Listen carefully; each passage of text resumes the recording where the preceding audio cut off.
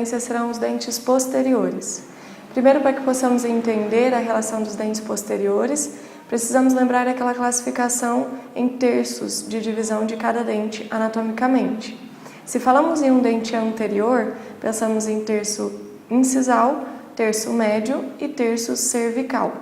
Quando nos referenciamos a um dente posterior, não se fala mais terço incisal, então passaremos a utilizar a nomenclatura de terço oclusal. Se pensarmos na função dos dentes anatomicamente, entenderemos que os dentes anteriores apresentam a borda incisal, cuja função é cortar os alimentos. Já na região de caninos, percebemos que tem a presença de uma formação de cúspide, uma única cúspide, que vai permitir e dar a função a esses dentes para que sejam rasgados os alimentos. Já na anatomia de um dente posterior, entenderemos então que a formação das cúspides, sendo em maior volume, permitirão que os dentes representem então a função de triturar o alimento. Sendo assim, podemos entender um pouquinho dos dentes posteriores.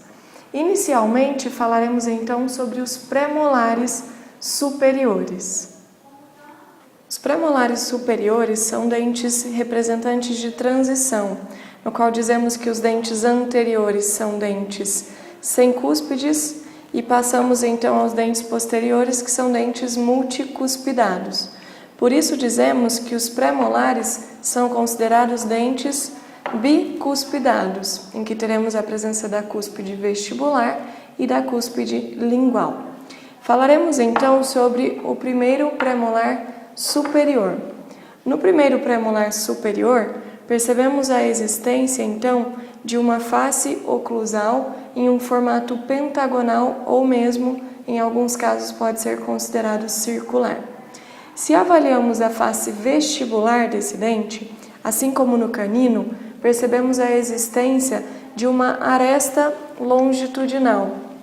Nesta aresta longitudinal, nós vamos evidenciar a diferença entre o canino, na qual o segmento mesial dessa aresta longitudinal se faz maior do que o segmento distal. Isso é o inverso do que encontramos para o canino. Se analisarmos ainda a face vestibular, percebemos que a maior convexidade do dente se faz em terço cervical e terço médio.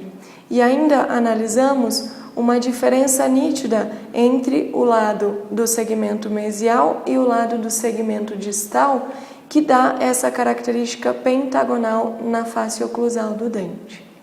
Quando avaliamos o dente pela face palatina, percebemos as mesmas características da face vestibular, com o formato bem convexo dessa região. No entanto, o que percebemos é que a face lingual ou palatina é um tanto quanto menor em dimensão. Se pegarmos o diâmetro mesiodistal, perceberemos que é um pouco mais estreito do que o que vemos na nossa face vestibular. Isso faz com que tenhamos uma convergência das faces mesial e distal para a lingual, o que dá esse aspecto ainda pentagonal ao primeiro premolar superior. Quando avaliamos o dente, então, pela sua face oclusal, se encontram as maiores características, em que percebemos um volume muito grande da nossa cúspide vestibular quando comparado ao volume da cúspide lingual.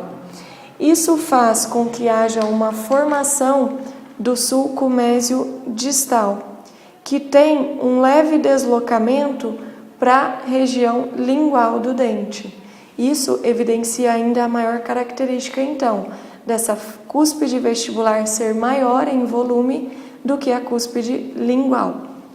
Quando avaliamos ainda no final do sulco mesiodistal, percebemos a formação de duas fossetas, duas depressões existentes na oclusal do dente.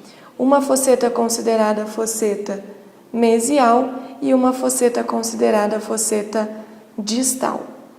Quando avaliamos ainda na oclusal, existe a formação das cristas marginais.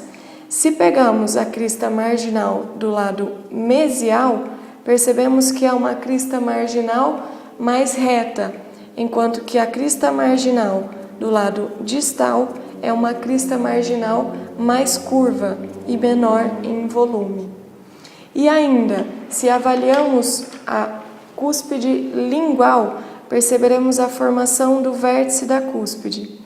Na face vestibular, percebemos que o vértice se localiza ou centralmente ou temos o segmento de aresta mesial maior do que o distal, na cúspide vestibular. Na cúspide lingual, percebemos a formação da aresta longitudinal, em que o segmento mesial da aresta longitudinal é menor do que o segmento distal da aresta longitudinal.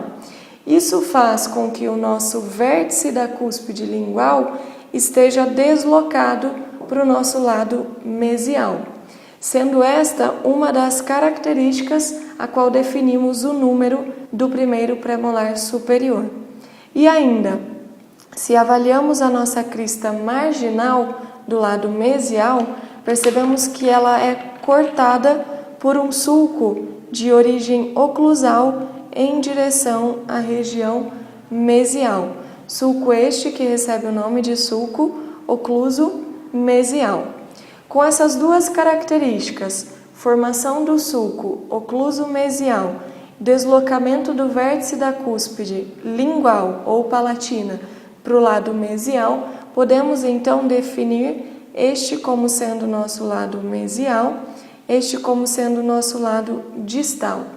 Isso nos permitirá a identificação do dente através do método de 2 dígitos, em que o nosso quadrante seria o primeiro dígito do número e o segundo dígito o número do dente em que está representado.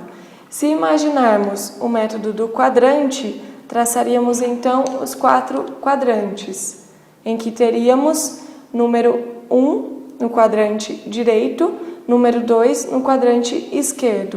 Então, falaríamos que este seria o dente classificado como número 24, sendo 2 do segundo quadrante superior esquerdo e 4 referente ao número do dente, que seria o 4º dente da cavidade bucal. Desta forma, conseguimos entender, então, as características anatômicas do primeiro premolar superior e a identificação do seu número pelo método de 2 dígitos. Se analisamos esse dente pelas faces proximais, mesial ou mesmo distal, percebemos que as bordas vestibular e lingual são um tanto quanto convergentes para a oclusal. Então, temos uma convexidade desse dente em que ela se volta para a nossa região oclusal.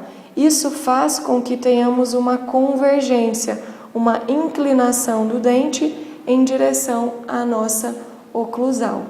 E ainda, podemos evidenciar que no primeiro premolar superior, a cúspide vestibular representa 1 milímetro a mais da altura da nossa cúspide lingual. Então, se colocamos no plano, percebemos que a cúspide vestibular, além de ser maior em volume, é aproximadamente 1 milímetro maior em altura quando comparada à nossa cúspide lingual.